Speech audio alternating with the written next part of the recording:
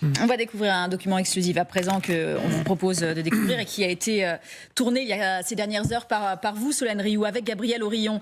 Sur ces images, vous êtes au cœur du nouveau dispositif de Kiev pour tenter de contenir les avancées russes. Ces nouvelles lignes de défense fraîchement creusées dans la région d'Avdiivka. Des fortifications mieux construites. Solène Rioux, bonjour, merci d'être avec nous. Racontez-nous comment vous êtes arrivé sur les lieux et où sont les soldats ukrainiens et leur matériel et qu'est-ce que ces images signifient aujourd'hui ? En fait, là, c'est vraiment une ligne de défense qui est en train d'être construite actuellement. On le voit, ce sont des tranchées, comme vous l'avez dit, fraîchement, mais franchement aussi construites, tout simplement parce qu'on voit le matériel qui est encore au sol. Il y a des pelles, il y a des gants de chantier, on voit de l'isolant aussi. On voit très bien qu'elles sont loin d'être terminées, ces tranchées. Elles ne sont absolument pas utilisables pour l'instant, mais ça témoigne tout de même de l'état de la défense ukrainienne à l'heure actuelle aux abords d'Avdiivka. On est sur ces images à une quinzaine de kilomètres des positions russes au niveau du petit village de Gélané.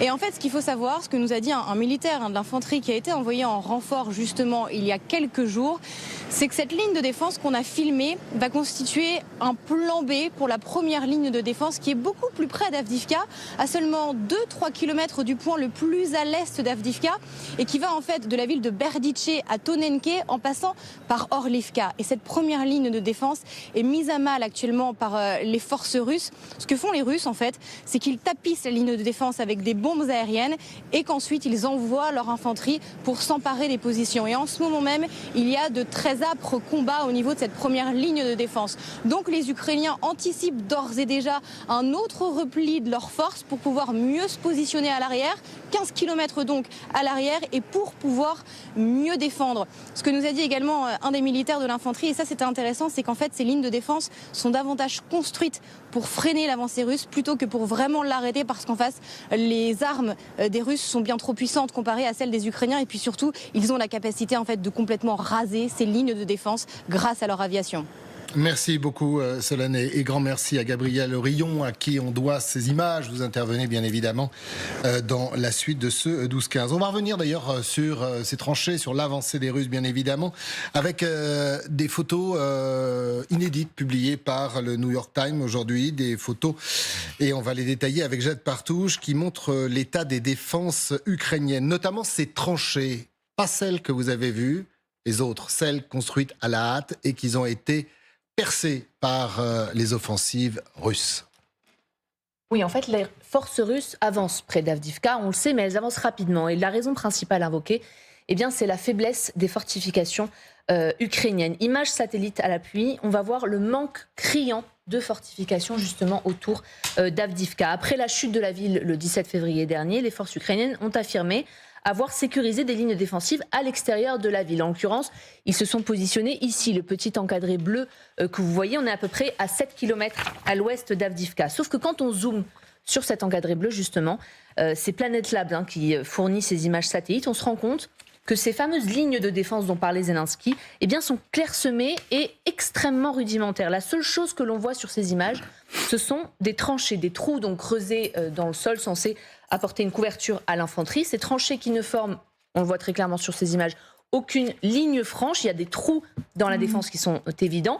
Et en plus, à part ces tranchées, il n'y a strictement rien. Je vais vous montrer ce à quoi est censée ressembler une ligne de défense efficace. À Verbov, qui est un territoire détenu par les Russes dans la province de Zaporijjia, les Russes ont établi là aussi une ligne de défense. Quand on zoome, on découvre 3 lignes de défense. Alors là, pour le coup, ça n'a strictement rien à voir avec ce qu'on a pu voir jusqu'à présent.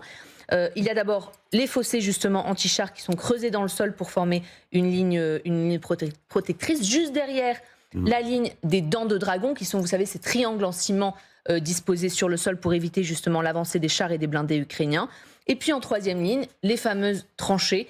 Quand on compare avec la ligne des tranchées que je vous ai montrée juste avant, qui était celle des Ukrainiens, c'est sans commune mesure. Cette défense russe, donc extrêmement efficace. Et on a au milieu, on le voit, des milliers de cratères d'obus qui laissent entendre que les combats sont importants dans cette zone-là et que la ligne de défense russe fonctionne. Une comparaison donc qui fait excessivement mal à la défense ukrainienne, qui s'est trop longtemps concentrée, selon de nombreux spécialistes, sur des opérations offensives l'année dernière, au détriment de la construction de lignes de défense efficaces, alors que Moscou a commencé à construire des lignes de défense dans le sud plus de 6 mois avant la contre-offensive de Kiev, donc au printemps 2023, eh bien l'Ukraine semble s'être concentrée sur ça il y a tout juste 3 mois, au moment en fait où Zelensky, en novembre dernier, avait déclaré que toutes les zones autour d'Avdiivka recevront une attention maximale. Sauf que dans les faits, eh bien, rien ne s'est véritablement produit. 2 raisons invoquées. Le manque de personnel d'abord. Construire des lignes de défense nécessite des travaux de grande ampleur.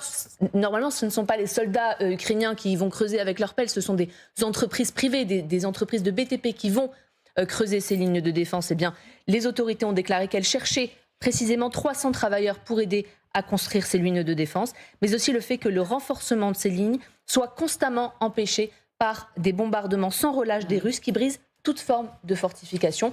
L'ISW, la semaine dernière, disait que les Russes allaient probablement conquérir toutes les villes aux alentours d'Avdiivka en quelques semaines.